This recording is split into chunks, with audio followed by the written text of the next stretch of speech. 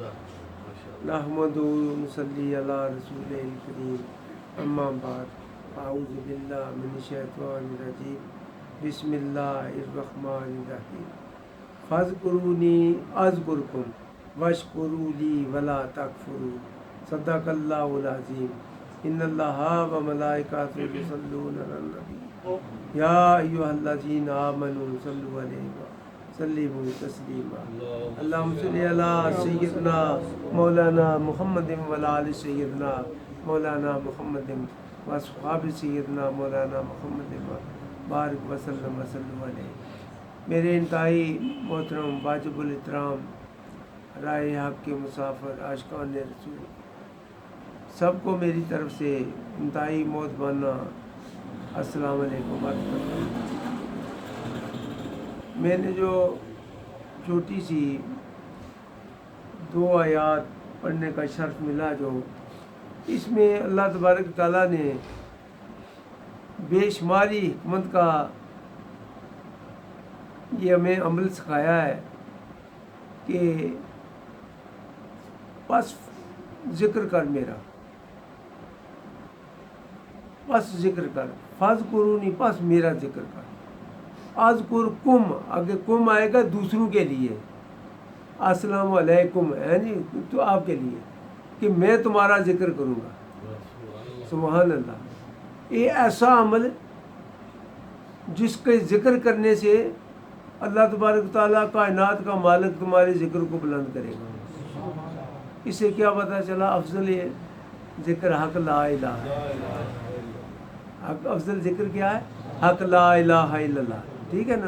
تو اس کا ذکر جو کرنے والا ہے اللہ تبارک تعالیٰ خود کہہ رہے ہیں کہ میں تمہارا ذکر کروں گا۔ اس کا ذکر کیسا ہے؟ اللہ تو کائنات کا مالک ہے، اس کا ذکر جو اس آدمی کا نام لے گا اسے بھی اللہ تبارک تعالیٰ اپنا ذکر سمجھے گا۔ جیسے کہ ایک واقعہ ہے کہ بابا پیر شاہ غازی کہیں جا رہے تھے پار، تو کوئی آدمی دوسرا تھا، تو اس نے کہا کہ میں تو تیرنے کی تو مجھے کوئی سلیقہ نہیں ہے، تو میں کیا کروں؟ نے کہا کہ یار تو بھی بابا پیرا کرتا۔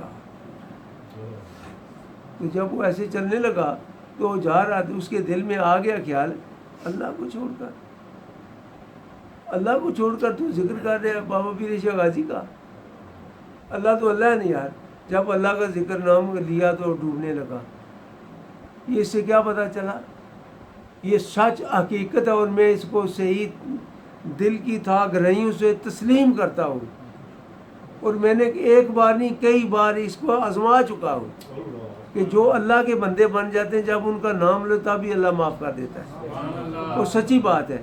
تو جب اس نے ایسے کیا تو ڈوبنے لگا، تو نے کہا کہ اس سے کیا پتہ چلا کہ جو اللہ کا ذکر کرنے والا ہے اس کا ذکر، اس کا نام بھی اللہ تبارک تعالیٰ کا، وہ کہتا ہے کہ تو نے اس میرے یار کا ذکر کیا وہی لطف تو نے اس طرح بھی لے لی۔ تو وہ تیرنے لگا، جب اللہ کا نام لیا تو ڈوبنے لگا۔ ایک واقعہ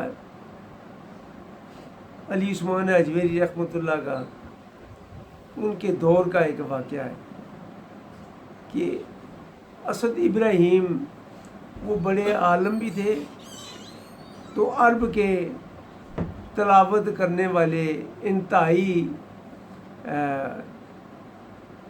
اچھے قاری تھے، وہ قرات کرنے میں بڑا ان کا نام تھا۔ تو انہوں نے ایسے کیا کہ ایک آدمی کے وہاں گئے کہ پتہ چلا کہ وہ بندہ جو ہے وہ اللہ تبارک تعالیٰ کا بڑا مقرب ہے، تو اس سے دعا کرواؤں گا میں۔ جب اس کے پاس پہنچے تو وہ پہلے کیا صبح کی نماز پڑھا رہے تھے، وہ صوفی صاحب، وہ اجمی تھے، ظاہر وہ بھی عربی لب و لہجہ تو نہ تھا، انہوں نے کیا وہ اتنے دور سے آیا ہوں جس مقصد کے لیے ہے، اس کا تو قرآن کریم پڑھنا ہی ایسے ہی ہے۔ تو انہوں نے کہا کہ چھوڑ کر نہ تو چلے گئے کہ میں اب علیحدہ نماز پڑھوں گا۔ تو ایک دریا کے کنارے پہ چلے گئے، راوی کے دریا پہ، تو وہاں جا کر نا وہ انہوں نے وضو کرنا کی کوشش کی۔ جب وضو کر رہے تھے تو وضو کے پانی کی آہٹ جب شیر نے سنی تو اس نے سر اٹھایا، تو مولوی صاحب کے جو ہے نا ٹانگیں کانپنے لگی کہ اب میں کیا کروں بھائی۔ جب ایسے ہوا تو جب وہ بھاگے نا تو دوسرے شیر کو بھی اس کی قدموں کی آہٹ کا پتہ چلا تو وہ بھی جاگ گیا. وہ دونوں شیر کی آواز کو کیا کہتے ہیں؟ کنکارنا. دو کنکارتے ہوئے جب ان کے پیچھا کیا نا تو مولوی صاحب کو پتہ نہیں چلا میں کانٹے پہ قدم رکھ رہا ہوں یا کس پہ رکھوں. بھاگتے ہوئے فضا میں جو ان کے قدم تھے گھومتے ہوئے تو اسی جھونپڑے میں آ نکلے جو قرآن کریم اچھا نہیں پڑھ رہا تھا. وہاں جب داخل ہوئے تو انہوں نے کہا کہ اس وقت وہ فارغ ہو چکے تھے صوفی صاحب. انہوں نے کہا کہ کیا ہوا آپ کو بھاگتے آ رہے ہو؟ شیر مجھے کھانے لگے ہیں. یہ دیکھیں دونوں شیر باہر آ گئے تو شیروں نے منہ کھولا ہوا تو وہ کنکار رہے ہیں مجھے تو وہ مارنے کے لیے آ رہے ہیں. تو صوفی صاحب نے کہا آپ یہ وہ آپ کو شیر مارنے آئے ہیں؟ ہاں جی شیر مارنے. صوفی صاحب باہر نکلے تو شیروں نے گردن جھکا دی. سبحان اللہ. شیروں نے جب گردن جھکا دی تو بابا کو صبر نہ آیا کہ میرے مہمانوں کے ساتھ یہ کرتے ہو. دونوں شیروں کے کان پکڑے اور مروڑا دیا اس میں. یہ کشف المحجوب میں اگر نہ ہو تو میں ذمہ دار ہوں. ویسے میں چوکا چھکے کبھی نہیں لگائے. دونوں کے کان پکڑے ان کو مروڑا دیا. ایک ایک اوپر سے تھپڑ لگایا. اے اللہ کے کتو میرے مہمانوں کے ساتھ ایسا کرتے ہو، بھاگ جاؤ یہاں سے. شیر بھاگنے چلے گئے. پوچھا حضرت صاحب یہ کیا ماجرا ہے؟ یہ آپ دونوں کو ان کو تھپڑ بھی لگائے کان بھی پکڑے میرا پیچھا کیا انہوں نے، یہ کیا ماجرا ہے؟ انہوں نے کہا ساری زندگی حضرت اپنی ظاہریت کو سنوارنے کے لیے ٹائم ضائع کرتے رہے. یہ ٹائم ضائع کرنے والی بات ہے. ظاہریت کو سنوارنا اندر تک جب تک نہ پہنچیں گے، اذکرکم تک جائیں نا، اذکرکم تک جب پہنچے گے نا تو اسے گویا کہ ایسے آپ کا ذکر بھی کوئی ذکر الہی ہو. آپ کا ذکر بھی آپ کا واسطہ بھی اگر بارگاہ الہی میں ڈالیں گے تو خدا مان جائے گا. ایک بات میں اپنی نادانی کی بھی عرض کرتا چلوں. ممتاز قادری صاحب تھے. میں نے کہا کہ ڈپٹی تو ممتاز صاحب آپ کی یہ سی کہ اس شخص کی تو آپ نے حفاظت کرنی ہے. تو حفاظت کرنے کے بجائے اسے گولیاں مار دی. پھر تنخواہ بھی تو اسی کام کے لیتے رہے کہ اس کی حفاظت کرنی ہے. جو لیتے رہے تنخواہ اس سے لیتے رہے اس ڈپٹی کی. تو یہ بات کیا مجھے اس بات کی سمجھ نہیں آ رہی. مگر یہ دیکھا کہ اس نے یہ تو بتایا کہ یہ گورنر ہے جسی اگر گولی لگا دی میں نے تو مار ڈالا تو مجھے یقینی بات ہے موت گلے میں موت کے ساتھ گلے کو لگانے کی بات ہے. تو میں نے کہا یہ اس کی آزمائش کرتے ہیں کہ کون حق پہ ہے کون نہیں حق پہ. میں نے شام کو دعا کی اے میرے پروردگار اے خالق کائنات میں نادان ہوں مجھے کوئی سمجھ نہیں کہ میں کہاں ہوں یا مجھے کون حق پہ ہے. جو تو جانتا ہے وہ نبی بھی نہیں جانے گا، وہ تو سب کچھ جاننے والا ہے. اگر یہ ممتاز قادری واقعی یہ عاشق رسول ہے تو یا اللہ میری دعا قبول کر لے. اسی رات میری دعا قبول ہوگی. اس سے پتہ چلا کہ وہ واقعی وہ حق پہ تھا اور محبت رسول اللہ کی محبت کی صداقت تھی اس میں، بناوٹ نہ تھی. جو وہ لوگ بناوٹ کرتے ہیں، فرض کیا کہ کئی بڑے بڑے نعرے لگاتے ہیں حضور کے نام پہ جان بھی قربان، مگر حضور کا فرمان عالی شان پہ عمل نہیں کیا، یہ بناوٹ ہے اور منافقت ہے. یہ ہرگز محبت کو میں نہیں اصول کہوں گا یہ محبت ہے. کہ میرے آقا حضور نے تو ارشاد فرمایا من ترک الصلاۃ وقد کفر، جس نے جان بوجھ کر نماز کو ترک کیا اس نے کفر کیا. حضور نے یہ فرمایا کہ تمہاری نماز میری آنکھوں کی ٹھنڈک ہے تو وہ بھی نہ کرنا. سارا نعرہ لگائیں، نعرے سے بات نہیں بنے گی. اسی لیے میں بھی یہ کہہ رہا ہوں ہاتھ چومنا کوئی سنت فرض نہیں ہے کہ ایک بھی آئے چومے دوسرا. ایک تو جس کے ہاتھ چومیں گے وہ کیا ہوگا؟ تکبر میں مبتلا ہوگا. اگر آپ میرے ہمدرد ہیں تو مجھے تکبر سے دور رکھیں. دھکا لگائیں بابا یہ کہاں جا رہے ہو، اتباع رسول کی طرف چلو. تو پھر کیا ہوگا؟ وہ تو بہتر بات ہے. محبت وہ جو دل میں ہے. دل میں اگر محبت نہ ہو تو ظاہریت کرنے والے کئی لوگ آپ نے دیکھے یا سجدے بھی کر جاتے ہیں. اس سے تو مجھے اگر کوئی اینٹ کا کوئی ٹوٹا جو ہو اگر میرے سر میں دے مارے تو وہ بہتر ہے. یہ دیکھیں وہ عشریت کی عادت نہ توڑے یار، نہ کرو ایسے نہ کرو. وہ کام کرو جو میرے آقا حضور نے ارشاد فرمایا. جو ذکر الہی میں محو رہتا ہے خلق حق ہو، کہتے ہیں نا کہ وہ جو ذکر کرتے ہیں پکارتے ہیں پروردگار کو بالغداۃ والعشی، صبح و شام ان کے ساتھ رہو. نبی پاک صلی اللہ علیہ وسلم کو بھی یہ حکم ہوا کہ ان لوگوں کے ساتھ رہے جو میرے ذکر میں مبتلا ہے اور صرف اللہ کی رضا کے لیے. تو یار ہم تو کسی کام کے نہیں ہیں، مگر میرے آقا حضور کو بھی یہ فرمایا گیا جو میرا ذکر کرنے والے ہوں ان کی محفل کو جمائے رکھو، آپ کی نظر ان سے نہ اٹھ جائے. اس سے کیا پتہ چلا جو ذکر الہی میں محو رہتے ہیں تو ذکر کو سنبھال کر رکھنا اس کا کیا مطلب ہے. یہ آگے دیکھ لیتے ہیں دوسری آیت میں، اس میں ہم توجہ کریں گے. واشکرولی واشکرولی واشکرولی ولا تکفرون. تم بار بار شکر کرو، جس حال میں اللہ رکھے اسی پہ راضی رہو. یہ نہ کرو کہ ذکر کیا میں نے تو میری یہ مراد پوری کر، نہ یہ نہ کرو. جس حال میں اللہ رکھے اسی پہ راضی رہو. ولا تکفرون، کفر نہ کرو. کفر کا مطلب کیا؟ انکار کرنا کہ اللہ کی طرف سے غربت آئی ہے تو ہم یا اللہ میں تو غربت میں جھگڑا ہوں، میں تو آگے کرتا ہوں پیچھے جاتا ہے. یار یہ کفر ہے، یہ نہ کرو. کہ کفر کا مطلب کیا ہے؟ انکار کرنا کہ اللہ تبارک تعالیٰ جس حال میں رکھا ہے اس پہ نہ اس کو ماننا. اللہ نے غربت دیا مان لو، اللہ نے بیماری دیا مان لو، اگر اللہ نے کوئی تکلیف دے رہا ہے تو مان لو اسے. جب اس کو مان لیں گے تو یہ شکر ہے. اگر نہ مانیں گے تو اس کا فرمان ہے. بیماری آئی کون سے ہے؟ من جانب اللہ، خیر ہی و شر ہی من اللہ تعالیٰ. اچھائی اور برائی دونوں اسی کی طرف سے، اچھے اور برے دن اسی کی طرف سے. اگر مان لیں گے تو وہ ہماری عبادت میں شامل ہوگا، نہ مانیں گے تو کفر میں داخل ہو جائیں گے. کس نے اگر میں نے غربت دی ہے تو اور غربت کو برداشت کرنے، میں تو غربت بالکل پسند نہیں کرتی. اچھا تو پسند نہیں، یہ انکار ہے. غربت آئی کس کی طرف سے ہے؟ اللہ کی طرف سے. اگر تو پسند نہیں کرتی تو یہ حکم کس کا تھا؟ اللہ کا. وہ اگر تو پسند نہیں کیا، کیا تو نے کیا؟ کفر کیا. تو نے کفر کیا. اگر بیماری آئے تو اگر نہ برداشت کریں، اگر نہ برداشت کریں اس پہ تو پھر ہم کیا کر لیں گے بھائی؟ ہے کو میرے پاس، ہمارے پاس کوئی ایسا اختیار ہے کہ اس کو دور کر سکیں؟ اگر کر بھی ہم کچھ نہیں سکیں گے تو پھر صبر کر لیں. صبر کریں گے تو اس کا اجر ملے گا. اگر نہ صبر کریں تو کر بھی کچھ نہیں سکیں گے.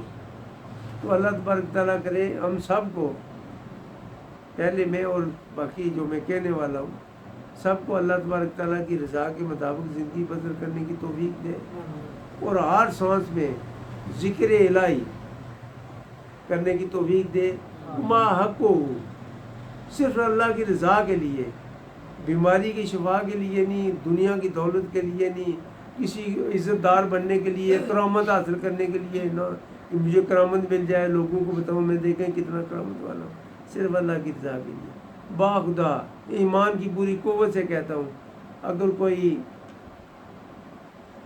دنیا کے کسی کونے پہ بھی کوئی ذکر کرے گا تو ذاکر اس کو سن لے گا، ذاکر اس کو سن لے گا. سورۃ نمل میں پڑھ لیں تو 3 میل کے سفر سے چمٹی نے اپنی چمٹیوں کو حکم دیا کہ پیغمبر کی فوج آ رہی ہے. اگر نہ ہو تو میں جواب دے ہوں، ذمہ داری سے بول رہا ہوں. تو 3 میل دور سے، کلومیٹر نہیں، 1.5 کلومیٹر ہو تو 1 میل بنتا ہے، 4.5 کلومیٹر یعنی یہاں سے منگلہ تک. وہاں نے چمٹی نے اپنی چمٹیوں کو کہا پیغمبر کی وہ فوج آ رہی ہے.